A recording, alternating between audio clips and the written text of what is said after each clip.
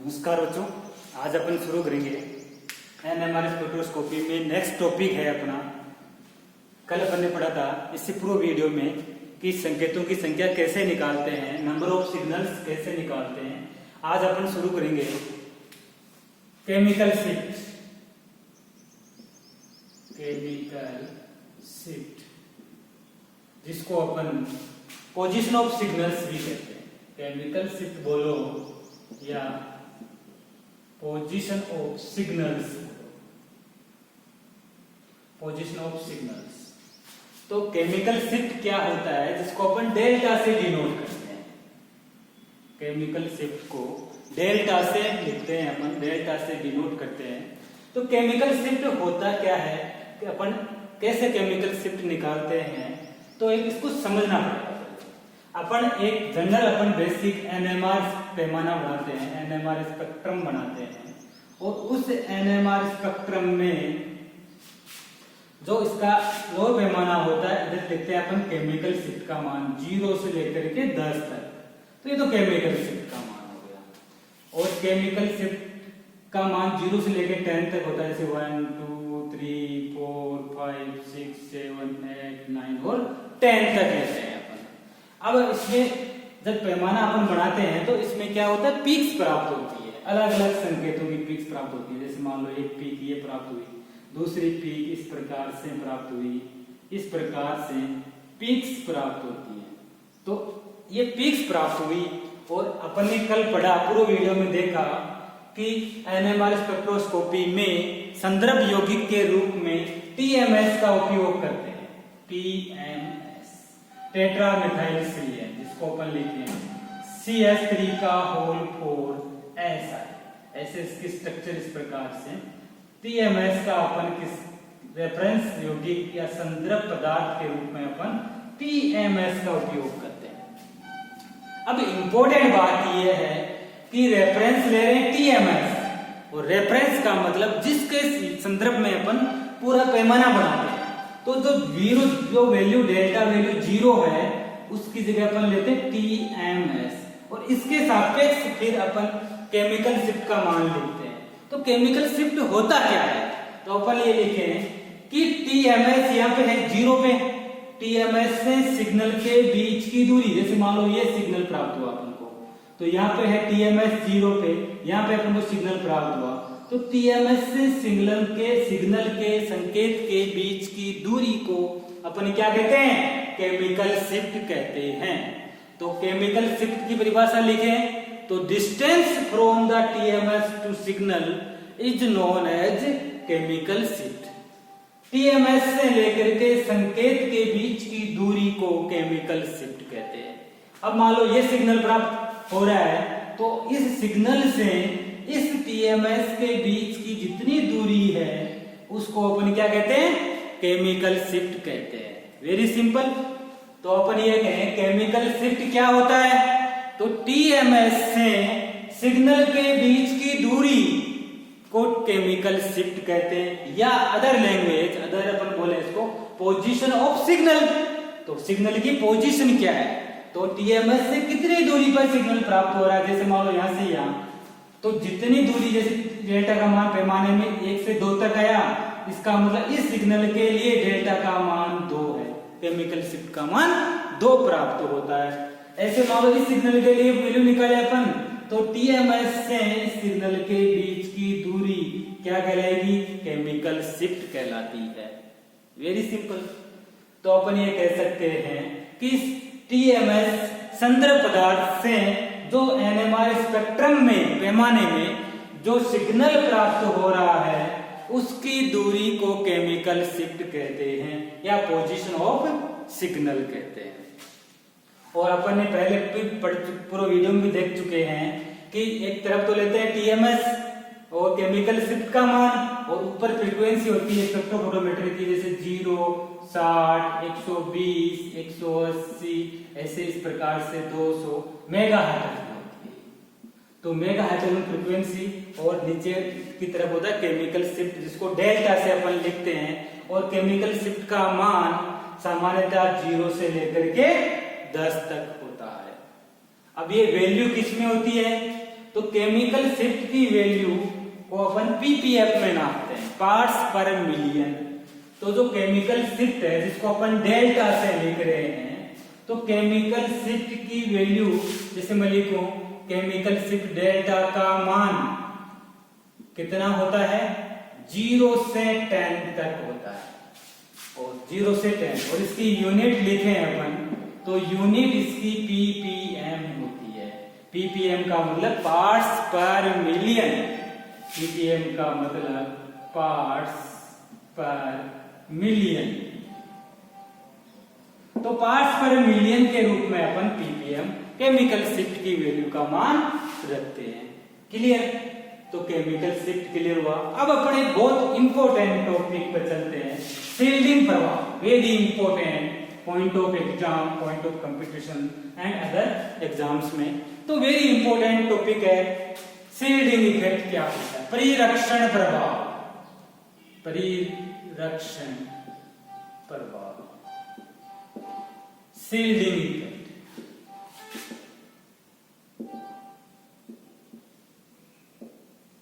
Shielding effect, परिरक्षण प्रभाव। तो NMR spectroscopy में परिरक्षण प्रभाव जिसको शील्डिंग इफेक्ट कहते हैं, क्या होता है समझना इसको ध्यान से। सामान्यतः क्या होता है, जैसे मान लो कि अपन ने एक सिंपल सा सूत्र लिखा CH3 कहते हैं, ये कार्बन से 3 हाइड्रोजन जुड़े हुए हैं ऐसे मान लो, ये दूसरा कार्बन इससे भी 3 हाइड्रोजन जुड़े हुए हैं।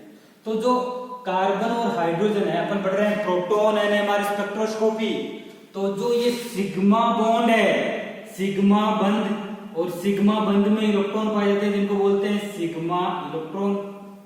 सिग्मा बंध के इलेक्ट्रॉन को क्या कहते हैं, सिग्मा इलेक्ट्रॉन। तो जो प्रोटॉन है, प्रोटॉन की स्पिन है, इस पे जो ये सिग्मा इलेक्ट्रॉन है, ये सिग्मा इलेक्ट्रॉन गति करते हैं, मूव करते हैं, और गति करेंगे तो अपन को पता है सिग्मा इलेक्ट्रॉन जैसे ही गति करेंगे तो क्या प्रोड्यूस करेंगे, मैग्नेटिक फील्ड उत्पन्न करते हैं। पूर्व में पढ़ चुके अपन कि charge moving particle produce the magnetic field. तो मैं ऐसे लिखूं कि ये तो मान लो अपना प्रोटॉन है, हाइड्रोजन, ये प्रोटॉन हाइड्रोजन, और अब इसमें जो सिग्मा बंध के इलेक्ट्रॉन है वो इस प्रकार से इसमें गति कर रहे हैं, ये सिग्मा बंध के इलेक्ट्रॉन इस प्रकार से गति कर रहे हैं। तो इस प्रकार से सिग्मा इलेक्ट्रॉन गति कर रहे हैं, ठीक है। अब अपन बात करें, ये प्रोटॉन का नाभिक है, तो प्रोटॉन के नाभिक के साथ प्रोटॉन से कौन जुड़ा है, कार्बन, कार्बन के साथ CH बंध के क्या है, सिग्मा इलेक्ट्रॉन है। तो CH बंध के सिग्मा इलेक्ट्रॉन गति करते हैं, तो क्या उत्पन्न करते हैं, चुंबकीय क्षेत्र उत्पन्न करते हैं। गति करते हैं तो चुंबकीय क्षेत्र उत्पन्न करते हैं, चुंबकीय क्षेत्र उत्पन्न करते हैं। और इस चुंबकीय क्षेत्र को क्या कहते हैं, प्रेरित चुंबकीय क्षेत्र, इंड्यूस्ड मैग्नेटिक फील्ड कहते हैं इसको, इंड्यूस्ड मैग्नेटिक फील्ड, प्रेरित चुंबकीय क्षेत्र कहते हैं। अब समझना बेटा, बहुत इंपॉर्टेंट टॉपिक है कि हाइड्रोजन प्रोटॉन लिया, प्रोटॉन का नाभिक है, नाभिक के साथ CH बॉन्ड जुड़ा हुआ है, तो CH बॉन्ड के सिग्मा इलेक्ट्रॉन जब गति करते हैं तो वो क्या प्रोड्यूस करते हैं, चुंबकीय क्षेत्र, जिसको बोलते हैं इंड्यूस्ड मैग्नेटिक फील्ड, प्रेरित चुंबकीय क्षेत्र उत्पन्न करते हैं। और इस प्रेरित चुंबकीय क्षेत्र पे जब उत्पन्न होते हैं और अपन इस कंपाउंड पे लगाते हैं बाहर से चुंबकीय क्षेत्र, जिसको मैं लिखूं बाह्य चुंबकीय क्षेत्र, जिसको H0 लिखूं, H0 का मतलब बाह्य चुंबकीय क्षेत्र, बाह्य चुंबकीय क्षेत्र। अब प्रेरित चुंबकीय क्षेत्र की डायरेक्शन इधर है, बाह्य चुंबकीय क्षेत्र की डायरेक्शन इधर है, तो दोनों चुंबकीय क्षेत्र एक दूसरे का क्या करते हैं, विरोध करते हैं, एक दूसरे को अपोज करते हैं। तो इसमें क्या होगा कि प्रेरित चुंबकीय क्षेत्र और बाह्य चुंबकीय क्षेत्र एक दूसरे का विरोध करते हैं। तो मैं लिखूं कि प्रेरित चुंबकीय क्षेत्र, इंड्यूस्ड चुंबकीय क्षेत्र और बाह्य चुंबकीय क्षेत्र ये तो प्रेरित चुंबकीय क्षेत्र इस प्रकार से डायरेक्शन में, और ऐसे लगता है इसकी अपोजिट डायरेक्शन में क्या अपन बाहर से क्या लगा रहे हैं, बाह्य चुंबकीय क्षेत्र, बाह्य चुंबकीय क्षेत्र। तो प्रेरित चुंबकीय क्षेत्र और बाह्य चुंबकीय क्षेत्र एक दूसरे का क्या करेंगे, अपोज करते हैं, एक दूसरे का विरोध करते हैं, और इससे क्या होगा, जो प्रोटॉन की जो नाभिकीय स्पिन है उसकी फिलिपिंग नहीं होगी, नाभिकीय स्पिन में कंपन उत्पन्न नहीं होगा, तो फिलिपिंग कम होगी, नाभिकीय स्पिन की फिलिपिंग क्या होगी, कम होगी, फिलिपिंग कम होगी, और फिलिपिंग कम होगी तो अपन को क्या प्राप्त होगा, फिलिपिंग कम होगी तो फिलिपिंग कम हो जाएगी, फिलिपिंग इसकी नाभिकीय स्पिन फिलिपिंग कम होगी तो अपन को क्या होगा, कोई सिग्नल प्राप्त नहीं होगा एनएमआर स्पेक्ट्रम में, नो सिग्नल। तो अपन को क्या प्राप्त करना है, सिग्नल प्राप्त करना है कि प्रोटॉन के कारण कितने सिग्नल प्राप्त हो रहे हैं। तो अपन को क्या चाहिए, प्रेरित चुंबकीय क्षेत्र का मान ज्यादा होना चाहिए बाह्य चुंबकीय क्षेत्र से।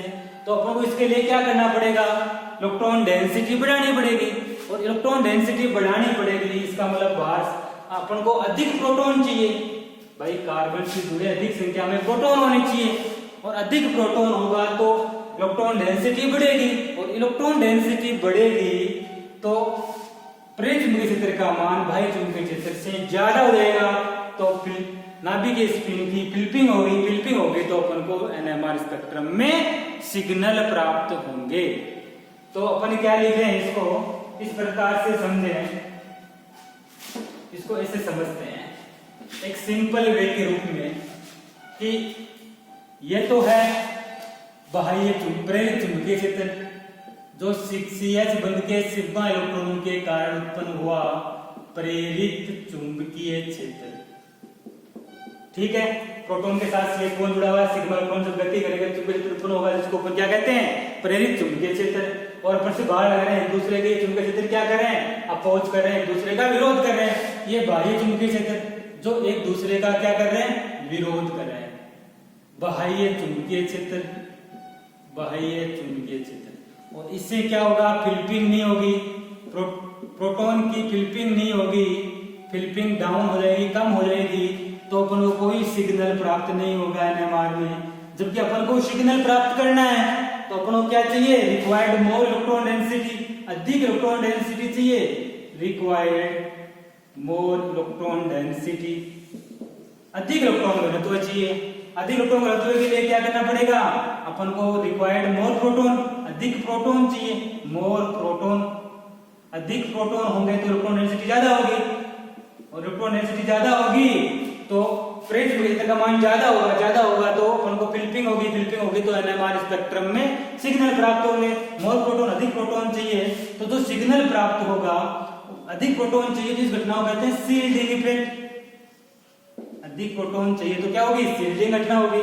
शील्डिंग घटना होने के कारण जो सिग्नल प्राप्त होगा वो अपफील्ड क्षेत्र में प्राप्त होता है, एनएमआर स्पेक्ट्रम के उच्च क्षेत्र में अपन को सिग्नल प्राप्त होता है। तो इस संपूर्ण परिघटना को शील्डिंग प्रभाव कहते हैं। अब देखो बेटा एक लाइन में समझते हैं इसको, शील्डिंग प्रभाव क्या होता है। CH बंध के सिग्मा इलेक्ट्रॉन जब गति करते हैं तो चुंबकीय क्षेत्र उत्पन्न करते हैं, इसको प्रेरित चुंबकीय क्षेत्र कहते हैं। क्लियर, यहां तक कोई डाउट नहीं। जब बाहर से चुंबकीय क्षेत्र लगाते हैं तो प्रेरित चुंबकीय क्षेत्र और बाह्य चुंबकीय क्षेत्र एक दूसरे का विरोध करते हैं। विरोध करेंगे तो विरोध करने से क्या होगा, नाभिकीय स्पिन की कंपन नहीं होगा, उसमें फिलिपिंग नहीं होगी तो सिग्नल प्राप्त नहीं होगा। इसलिए अपन को अधिक इलेक्ट्रॉन डेंसिटी चाहिए, अधिक इलेक्ट्रॉन डेंसिटी चाहिए तो बाहर से अधिक संख्या में प्रोटॉन की आवश्यकता होगी, और अधिक प्रोटॉन चाहिए तो प्रेरित चुंबकीय क्षेत्र का मान ज्यादा हो जाएगा, और बाह्य चुंबकीय क्षेत्र का मान कम, तो एक दूसरे को अपोज करेंगे, और इस प्रकार से अपोज करने की जो ये घटना है इसको कहते हैं शील्डिंग प्रभाव। और इस घटना के कारण जो सिग्नल प्राप्त होगा वो उच्च क्षेत्र में सिग्नल प्राप्त होता है। तो ये हुई शील्डिंग घटना, शील्डिंग प्रभाव। क्लियर, नेक्स्ट पढ़ेंगे अपन नेक्स्ट वीडियो में।